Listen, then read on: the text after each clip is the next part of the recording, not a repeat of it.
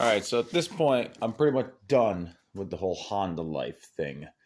Not a fan of this, at least not to work on it. This may be because it's an older one, but oh my god. This is more annoying than any other machine I've worked on, by far. There is just such a massive rat's nest of stuff everywhere. This is a bone stock machine. And it's just like everything's in the way. Like, look at this. In order to get the airbox off, you got to take this snorkel off, which is routed all the way up there, which is in the way of all those wires. And then you had to take this rear snorkel airbox thing off, but then all this wiring is in the way. So then you got to move all that. And then in order to get to the carburetor, you got to get rid of all this stuff up in there and all that in there.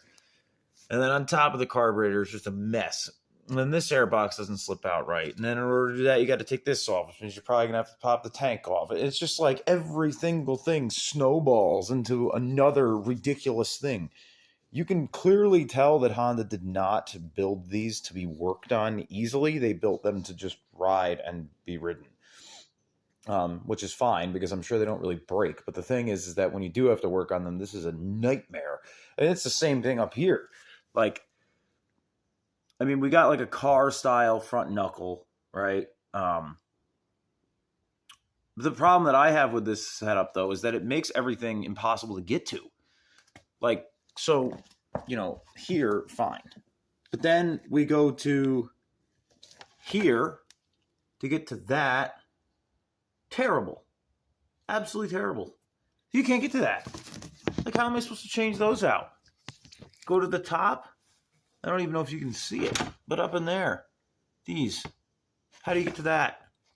I mean, I get it. It's right there. It's not like it's again, none of this is like that big of a deal. It's a four-wheeler, but it's just the point of it is like, as far as working on them, the Hondas really aren't that easy, at least not this one specifically. Another thing I noticed is the way the plastics go on. Everything's like really weird. All the clips, there's so many clips. There's so many fasteners. And it's just, none of it's very coherent, I guess you could say. Yeah, so basically, update on this thing. Right now, changing out the airbox. I wasn't even going to touch the carb because the guy said it ran, but then I pulled the choke cable out, and that's what I found, so maybe I should touch the carb. The choke cable seized up. I was getting ready to put the handlebars on. So update on the racks and all that stuff that I ordered.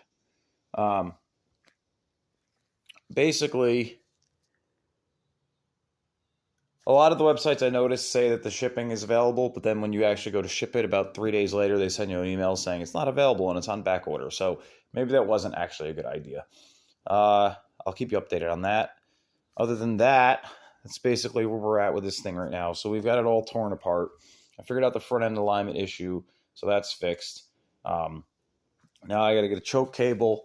The rear rack that I ordered went on back order, so that's not going to be here. So I don't know how exactly I'm going to do that. I might have to end up ordering a used one for $1 million. That might be why they're $1 million. Who knows? So yeah, so that's pretty much what we're doing. Carburetor is going to come off, pull that apart, see what it looks like. Got to get a battery for it. Yeah, so that's basically where we're at. Oh, yes, the gauge cluster pod. So that's done. So that came out really nice. Looks like a brand new gauge pod, basically. Pretty nice once you put the new thing on. That was super easy. You just pop off these rear things right here. Those. These.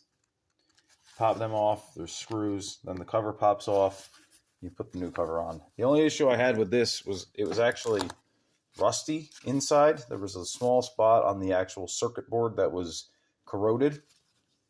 And then this fell off. That was the only spot that was corroded, though. It's right where this odometer trip button is. So what I'm hoping is that that just renders that button unusable and doesn't somehow like make the entire thing not work. We'll have to see, I guess. But yeah, other than that, we'll talk to you guys soon. Continuous updates. Goodbye.